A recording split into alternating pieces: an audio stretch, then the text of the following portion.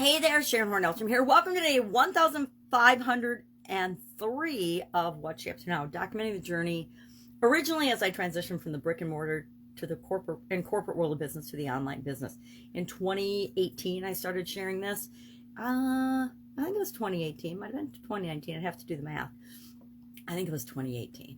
Anyway, it's been a long time. Lots of days in a row talking about, some days rambling, some days not sharing hardly anything, other days sharing frustrations or things that I've been working on that just aren't working out and I'm struggling with, or things that are going really, really well. Now, today is actually my birthday and I'm feeling every bit of my 62 years today. I did a bunch of projects around the house yesterday. I rearranged and sorted and did a bunch of physical stuff, which I will admit I haven't been doing much of lately, or enough of the movements that I've been doing. And so today I'm like, oh, it hurts to walk. So I will be moving more today to make sure that I keep moving and don't feel so stiff and sore when I do a little bit of extra work around the house. So today, our topic for our annual challenge, the BU 365-day challenge to do one thing every day that improves us, was talking about words, definition of things, vocabulary, what we have for vocabulary, how we define things, how we describe things has a huge impact on us. I'll give you an example. We get to define what everything means. I don't know when I discovered that, oh my gosh, I could change how I view this, and I get to define happiness. I get to define success. I get to define failure, joy, hard work, hustle, grind, struggle, frustration, love, hate. I don't hate anybody. It's really hard for me to work up to the emotion of hate. It'd have to be somebody that really did something harmful to me or my children before I could even muster up strong dislike intensely, and then hate. But I don't remember how old I was when I realized, oh my gosh, I get to decide what this means for me. It was way older than I think it should have been. I think that there's life lessons and things that we should be taught as children, but we aren't. And I'm hoping to remedy that mistake with my granddaughters. I didn't necessarily do it with my children because I didn't know better then. I didn't know back then that I got to decide and create my own life. If you live in a free country, and some of us are still living in a free country, even though the powers that be are trying to take away our personal freedom, we still live in a free country. We still have the ability to define and decide what things mean for us. We still have the, for as long as possible, and I don't think it'll go away anytime soon, entrepreneurial capability. Guess what? You can define entrepreneur for yourself as well once you learn how to spell it. That's one of those words it took me a while to learn how to spell. So words, and the 5 words that control our life, whether we believe it or not, are: your thoughts control your life. Your thoughts control your life, and your words are what you use inside your head as well as outside, and when you're communicating with other people, to describe your thoughts, to claim your thoughts, to examine and look at and analyze your own thoughts, whether you do that or not. Some people go through their entire life without thinking about what they think. They just go through their whole life. Others become a little bit more enlightened somewhere along the way, and it's different for each of us. I've got a long way to go, but we realize, oh, I do have control over some of the things that I don't think I have any control over, because the one thing we always have control over, whether we believe it or not, again, is our thoughts, our ability to decide how and what we think about things, what we do believe and what we don't believe.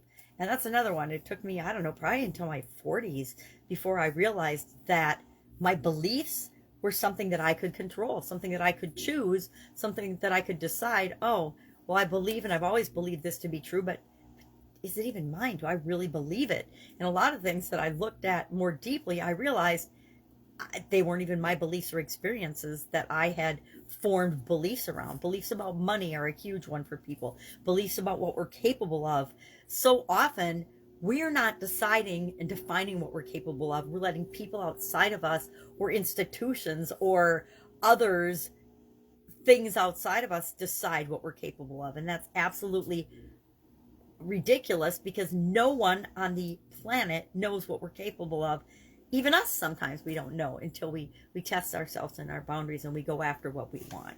So word and words. And our action item today is just to share one word that you have a definition of, and whether you change that or not is up to you, but share a word that maybe you find is giving you a hard time, or that you actually decided to change the definition of. I have changed my definition of a whole lot of words.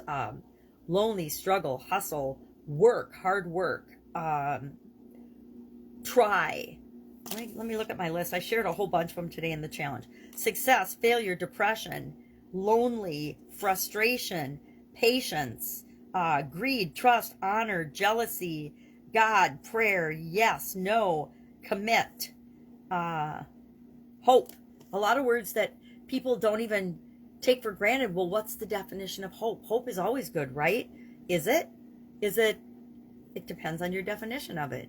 To me, hope and try mean I'm not really fully committed to it, and I may see it happen or I may not, but it's outside of my control. If I'll give it a little try, and if it doesn't work, well, then it's no skin off my nose, right? It's not a big deal. So I have pretty much taken try out of my vocabulary when it comes to things that I am personally going to do. Now, I tell people all the time, well, give it a try.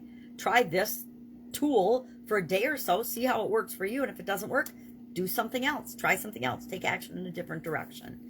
Our idiom for supersize your business today was mind your P's and Q's. And P's and Q's comes from pints and quarts in the old English pub scenario where the bartenders would keep track of their patrons and their customers and how much they drank by pints and quarts. Now, I define P's, mind your P's and Q's, and make sure that you're doing what's right and following good manners and making the world a better place always, by defining it as minding my people and my quality. And to me, quality is how we do everything in our organization and how it interacts with one another. That's my definition of quality.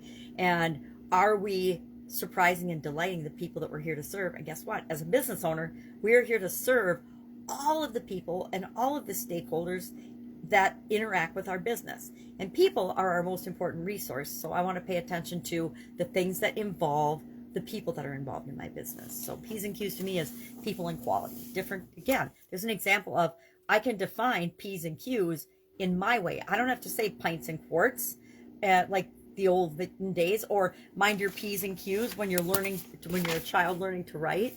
Although, I've dealt with a lot of dyslexic kids, and so it's important to teach them and pull out and show the distinction and different ways of looking at things to help them to be able to all kids, right, when they're learning to write, to differentiate between the different letters of the alphabet. So that's a little bit of what I'm thinking about today. Today, I said it's my birthday, and so I'm going to go have an awesome lunch with my youngest sister. My other sisters one's in Florida right now, one's in Texas. My mom's in Texas. So when my mom comes back up north in June or so, May or June, we'll have a big birthday lunch, and we'll celebrate my birthday. Her 85th birthday is in a couple of weeks. My daughter's birthday, we'll get together and we'll celebrate everybody's birthdays when she gets back. But today I'm going to go to lunch with my youngest sister because I like to do a little something on my birthday. I'm not a big birthday celebrator. I actually celebrate my death day, which is September 7th, more than my birthday, March 12th, because that's the day that I really got a second chance at my life, a chance to understand more about how life really works, not how I thought it worked, and what's really important to me, not what other people thought was important for me. Huge distinction.